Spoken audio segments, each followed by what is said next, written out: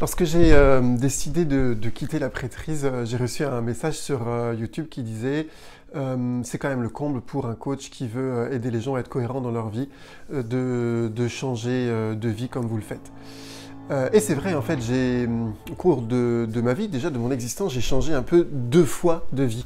Et je lui ai répondu, en fait, je voudrais juste partager avec toi qu'il y a de la cohérence dans ce changement.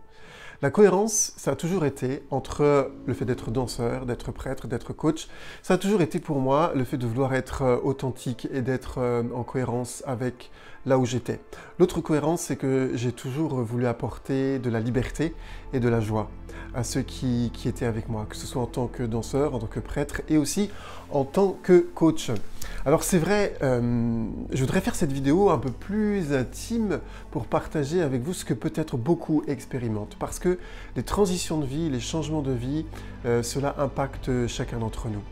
Beaucoup de personnes changent de métier 1, 2 fois, voire 3 fois dans leur existence. Certains sont traversés par la séparation, par le divorce. D'autres sont traversés par des changements de lieu de vie, des changements de communauté, comme j'ai pu le faire. Et alors, que se passe-t-il? Je voudrais partager avec vous ce qui s'est passé pour moi. Honnêtement, passer de danseur et prêtre, vous imaginez bien le changement de culture, le changement d'environnement.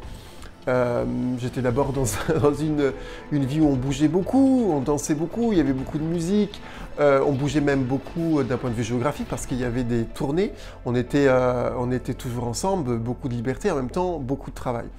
Et puis, je décide de changer de vie, alors changer de cadre, c'est-à-dire au contraire, quelque chose de plus posé, de plus studieux, quelque chose de plus priant aussi. Et donc là, bouleversement d'univers, bouleversement de vie. Et c'est vrai, ce qui m'a traversé plus d'une fois, en tout cas dans les débuts, c'est est-ce que je suis à la hauteur par rapport aux autres?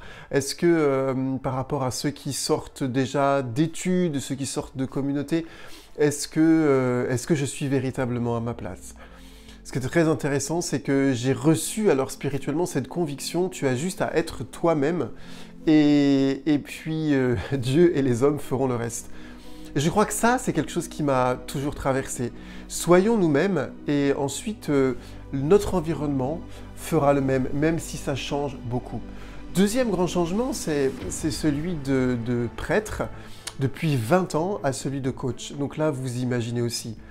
Grand bouleversement parce que changement relationnel, changement de statut, changement professionnel, il faut se remettre sur le marché du travail, il faut réapprendre peut-être à maintenir une maison en forme et puis ses finances en forme, enfin, etc.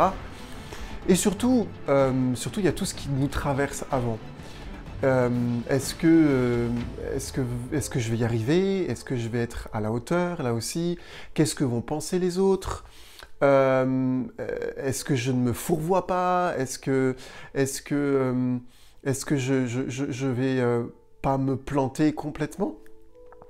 Et c'est normal en fait, toutes ces peurs de sortir de cette zone de confort quand on est depuis 15 ans, 20 ans dans un endroit avec des personnes et qu'on sait qu'on va quitter, alors oui, qu'est-ce qui va se passer après? Est-ce que je vais réussir? Et ça, c'est complètement normal.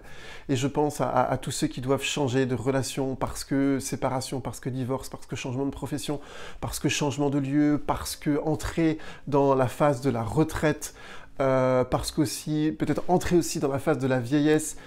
On peut tous se poser ces questions. Et la peur est légitime, parce que la peur, elle est là simplement pour nous aider à prendre les moyens de réussir cette transition.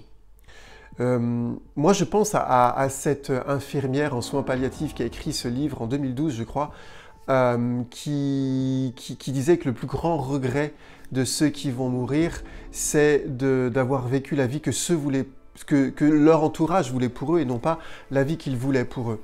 Et c'est ce qui me traverse tout le temps pour moi et pour les personnes que j'accompagne.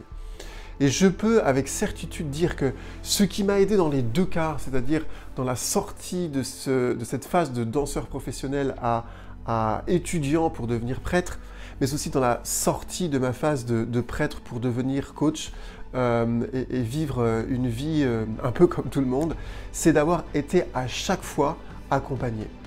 Accompagné pour comprendre ce qui se passait, dans mon cœur, dans ma tête, pour comprendre aussi que la vie est faite de transitions.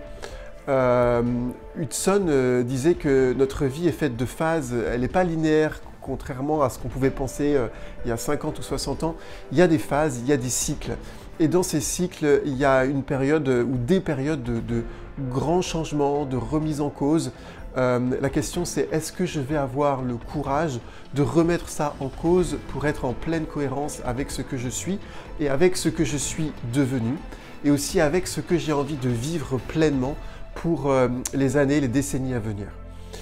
Voilà ce que je voulais partager avec vous. Ce qui est certain, c'est que pour moi, la plus grande richesse, et je partagerai une autre vidéo après pour vous dire comment tout ça s'est passé d'un point de vue matériel, d'un point de vue spirituel, d'un point de vue relationnel. C'est encore trop tôt parce que ça fait 1 an et demi.